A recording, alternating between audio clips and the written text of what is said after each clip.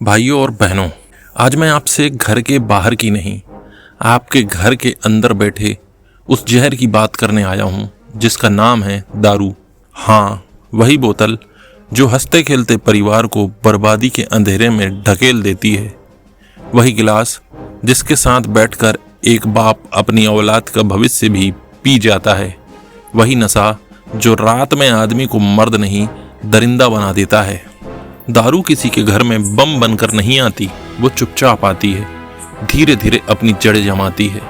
पहले तो लगता है अरे यार बस एक पैग, दोस्तों के साथ मजाक में, लेकिन वो एक पैग ही होता है जो आगे चलकर हर शाम का मेहमान बन जाता है और फिर वो घर का मालिक बन बैठता है। सोचो, जहाँ शाम को घर में बच्चों की हंसी गूंजती थी, अब वहाँ बोतल के ढक्कन और टक और गिलास में छलकती शराब की छप की आवाज आती है। जहां पहले पत्नी अपने पति के आने पर दरवाजे पर मुस्कान लिए खड़ी होती थी, अब वहां खौफ, गुस्सा और चुप्पी खड़ी होती है। शराब सबसे पहले भरोसा तोड़ती है। एक पत्नी का भरोसा होता है कि उसका पति घर आएगा तो उसके बच्चों के लिए रोटी, कपड़ा और पढ़ाई का इंतजाम करेगा, लेकिन शराबी पति, वो तो आधी कमाई ठेके पर और बाकी उधार चुकाने में उड़ाता है। बच्चे सोचते हैं कि पापा उन्हें गोद में उठाएंगे, लेकिन पापा तो लड़खड़ाते कदमों के साथ आते हैं और कभी गिर जाते हैं, कभी गाली देते हैं, कभी हाथ उठा देते हैं। माँ बाप का रिश्ता टूटता है, बच्चों का बचपन टूटता है और घर की दीवारें सब देखती हैं चुपचाप। घरेलू हिंसा प्यार की जगह थप्पड़, शराब पीकर आदमी का गुस्सा, उसकी जुबान और उसके हाथ, इन सब पर से काबू उड़ जाता है। रात के खाने में नमक जरा कम हुआ तो थप्पड़, बच्चा जरा शोर मचाए तो बेल्ट, पत्नी ने पैसे मांगे तो गालियां। ये कैसी मर्दानगी है? ये तो जानवर भी अपने बच्चों के साथ नहीं करते। औरत की आंख में खून उतर आता है, दिल में डर बस जाता है, लेकिन मुंह पर ताला लगा रहता है, क्योंकि वो जानती है बोलने का मतलब है अगली रात और भी ज्यादा मार। दारू का असर सिर्फ पीने वालों पर नहीं, उसके बच्चों के खून में भी उतर आता है, आदत के रूप में, डर के रूप में, कमी के रूप में। एक बच्चा जो रोज बाप को नशे में देखता है, उसके लिए शराब कोई बुरी चीज नहीं लगती, क्योंकि वो सोचता है मेरे पापा तो रोज पीते हैं, इसमें बुरा क्या है। दूसरा बच्चा बाप के गुस्से से डरकर अपना बचपन खो देता है, ना खेलने का मन, ना पढ़ाई में ध्यान, सिर्फ घर के झगड़े में सुनना और माँ के आंसू देखना। और यही बच्चे बड़े होकर या तो खुद शराबी बनते हैं या फिर जिंदगी भर अपने अंदर डर और गुस्सा लेकर जीते हैं। घर का माहौल मंदिर से कब्र तक का सफर। एक अच्छा घर मंदिर जैसा होता है, जहाँ प्यार, अपनापन और संस्कार की घंटियां बजती हैं, लेकिन शराब उस मंदिर को कब्रिस्तान में बदल देती है, जहाँ हर रोज हंसी की एक लाश दफन होती है, जहाँ हर रात एक सपना टूटता है, जहाँ हर सुबह उम्मीद का सूरज नहीं बल्कि कल रात के जख्म दिखते हैं। दारू पीने वाले सिर्फ अपने घरों को नहीं बिगाड़ते, वो समाज में भी जहर घोलते हैं। ठेके के पास लड़ाई झगड़े, गली में चीख पुकार, शराब पीकर गाड़ी चलाना और सड़क पर मौतें बांटना, ये सब उसी नशे का नतीजा है। एक शराबी के घर के बच्चे पड़ोस के बच्चों में अलग माने जाते हैं। लोग उन्हें अपने बच्चों के साथ खेलने नहीं देते क्योंकि उनके घर का माहौल खराब है। यानी पीने वाला बाप अपने बच्चों से भी समाज का अपनापन छीन लेता है। दोस्तों, शराब पीने वाला आदमी सोचता है कि वो मस्ती कर रहा है, लेकिन सच तो यह है कि वो अपने घर में मौत को न्योता दे रहा है। वो सिर्फ अपनी लीवर नहीं, अपने घर की नींव भी घुला रहा है। कोई गोली, कोई जहर, कोई चाकू इतना धीरे धीरे, इतनी शांति से किसी को नहीं मार सकता जितना शराब मारती है, क्योंकि ये शरीर के साथ साथ रिश्ते, संस्कार, इज्जत और आने वाली पीढ़ी सबको खत्म कर देती है। शराब सिर्फ एक जहर नहीं, ये जेब का चोर भी है। ये आदमी की कमाई को वैसे ही चूस लेती है जैसे जोंक खून चूसती है।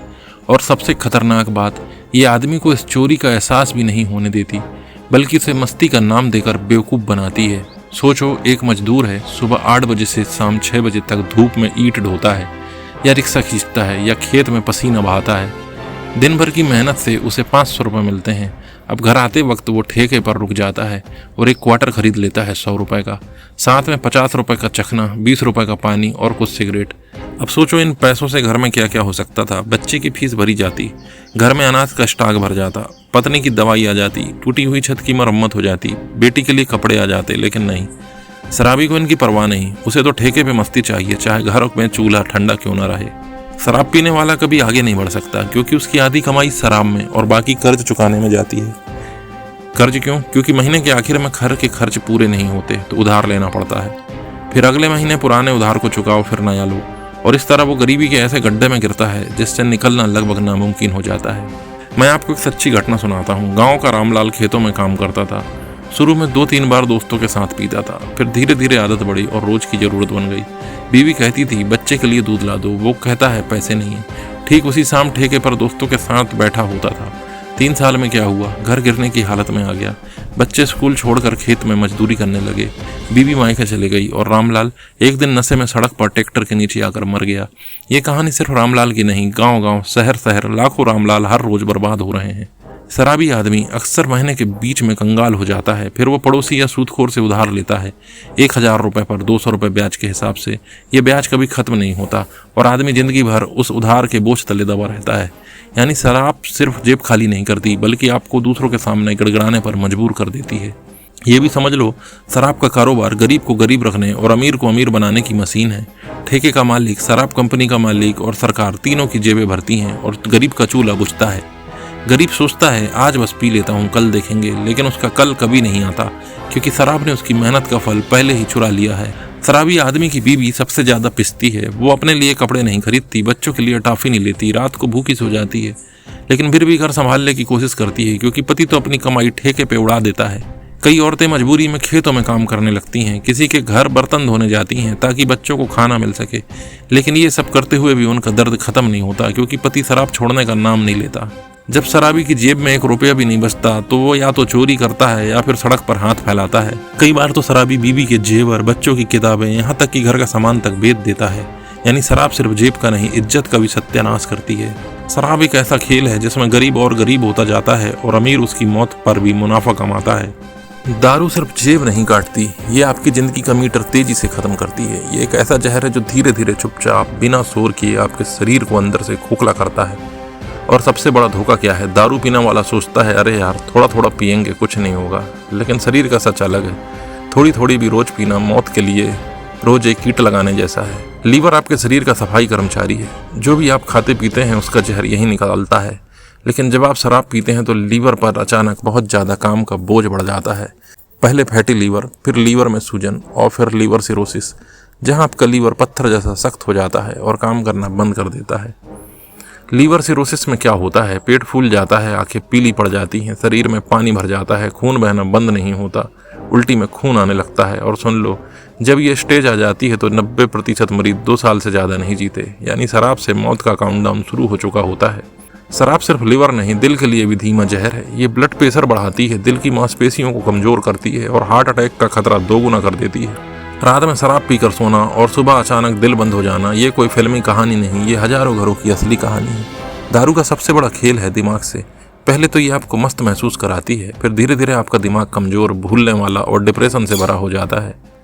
नशे में एक्सीडेंट, बेवजह गुस्सा, आत्महत्या के ख्याल, फैसले लेने की ताकत खत्म, ये सब शराब की वजह से होता है। शराबी आदमी छोटी छोटी सी बात पर जान देने या मार देने की बात पर उतर आता है, क्योंकि उसका दिमाग अब तर्क से नहीं नशे से चलता है। शराब सिर्फ लीवर का नहीं, बल्कि मुंह, गले, पेट और आंतों का कैंसर भी देती है। डॉक्टर कहते हैं अगर आप रोजाना शराब पीते हैं तो आपको कैंसर का खतरा 6 गुना बढ़ जाता है, और कैंसर एक बार हो गया तो पैसा, इलाज, दुआ सब कुछ बेअसर हो जाता है। ज्यादा समय तक शराब पीने वालों की नसें कमजोर हो जाती हैं, शरीर कांपने लगता है, चलने में लड़खड़ाहट और हाथ पैर में झंझनाहट रहती है।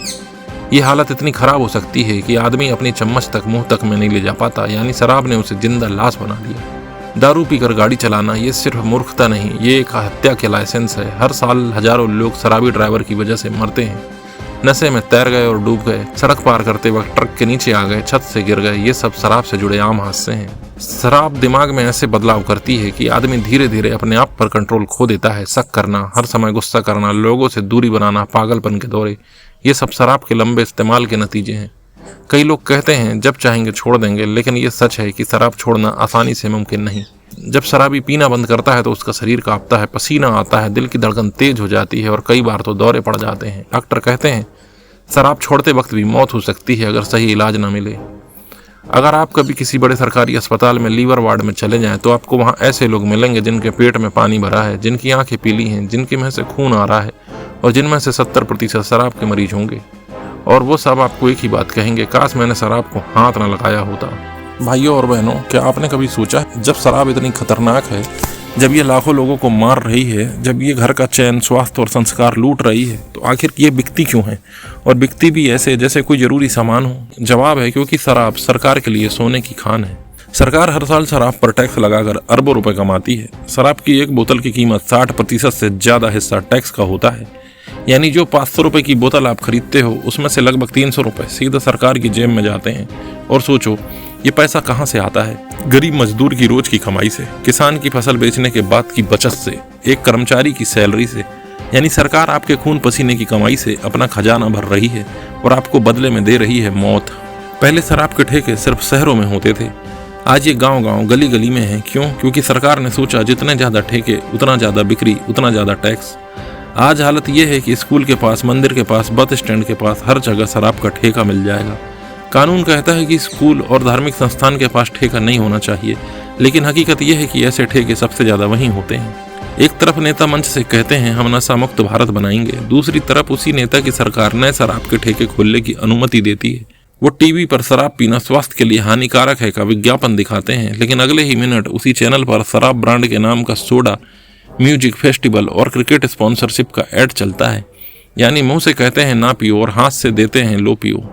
आपने चुनाव के वक्त देखा होगा, रातों रात हजारों बोतलें मुफ्त बांटी जाती हैं। क्यों?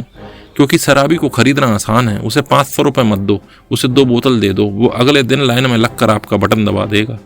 ये सिर्फ वोट खरीदना नहीं, ये जनता को जानबूझकर नशे का गुलाम बनाना है। शराब का कारोबार सिर्फ ठेके तक नहीं, इसके पीछे एक पूरी चेन है। शराब बनाने वाली कंपनी, लाइसेंस देने वाला अफसर, ठेका लेने वाला ठेकेदार और इन सब में सबसे ऊपर बैठे नेता। इन सब का रिश्ता सीधा मुनाफे से है। अगर आप शराबबंदी की मांग करते हैं तो सबसे पहले ये लोग विरोध करेंगे, क्योंकि उनका धंधा बंद हो जाएगा। कुछ राज्यों में शराबबंदी की घोषणा होती है, लेकिन चुपके चुपके वहां अवैध शराब का कारोबार चलता है। लोग जहरीली शराब पीकर मरते हैं और सरकार कहती है हम जांच करेंगे, लेकिन जांच के बाद भी असली गुनहगार नहीं पकड़े जाते, क्योंकि वो सत्ता से जुड़े होते हैं। क्यों शराब नहीं बंद होती? सीधा जवाब है क्योंकि इससे होने वाला मुनाफा सरकार छोड़ना नहीं चाहती। अगर कल से शराब बंद हो जाए तो सरकार की अरबों रुपए का टैक्स बंद हो जाएगा और सरकार इस घाटे को कभी बर्दाश्त नहीं करेगी, भले ही लाखों लोग मरते रहें। दोस्तों, यह है असली खेल। आपकी बर्बादी से मुनाफा, आपकी मौत से बचत और आपकी लत से सत्ता। इतिहास गवाह है, जब जनता जाग जाती है तो सबसे बड़ी ताकत भी घुटनों पर आ जाती है। शराब कोई भगवान की दी हुई अनिवार्यता नहीं है, ये इंसान द्वारा बनाई गई एक लत है और इंसान ही इसे खत्म कर सकता है। शराब के खिलाफ लड़ाई का पहला कदम है सच जानना और मानना। आपको ये समझना होगा कि शराब सिर्फ व्यक्तिगत बर्बादी नहीं, ये सामाजिक महामारी है। इससे होने वाले नुकसान सरकार को मिलने वाले टैक्स से 1000 गुना ज्यादा है। शराब का कारोबार जानबूझकर बढ़ाया जा रहा है ताकि जनता कमजोर और काबू में रहे।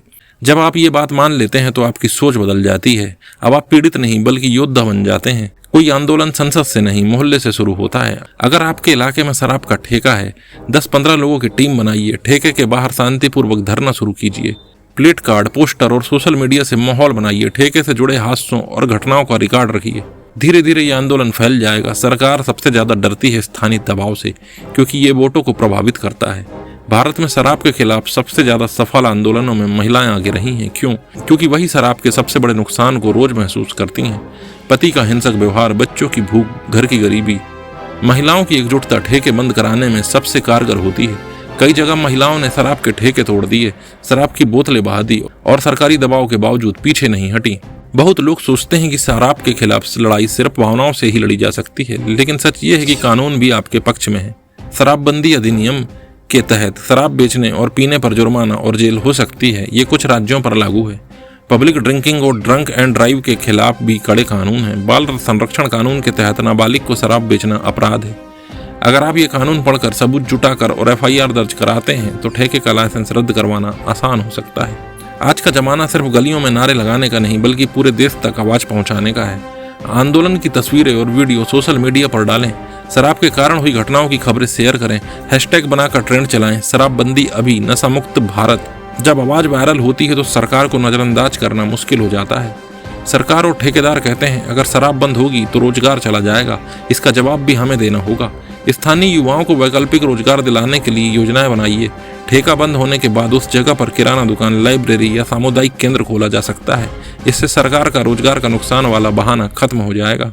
सरकार और शराब माफिया की सबसे बड़ी चाल है लोगों को आपस में बांटना, जाति, धर्म, भाषा, राजनीति के नाम पर। लेकिन शराबी विरोधी आंदोलन में ये दीवारें गिरानी होंगी। एक मंच, एक नारा, एक लक्ष्य, शराब का खात्मा, समाज का पुनर्निर्माण।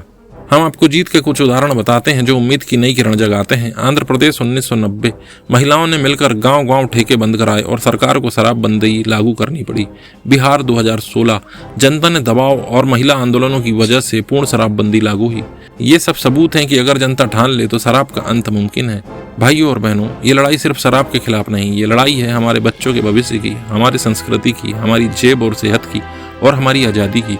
शराब हमें गुलाम बनाती है, लेकिन एकजुट होकर हम इस गुलामी की जंजीर तोड़ सकते हैं। आओ कसम खाएं, जब तक आखिरी ठेका बंद नहीं होगा, जब तक आखिरी बोतल जमीन में नहीं गड़ेगी, हम चैन से नहीं बैठेंगे।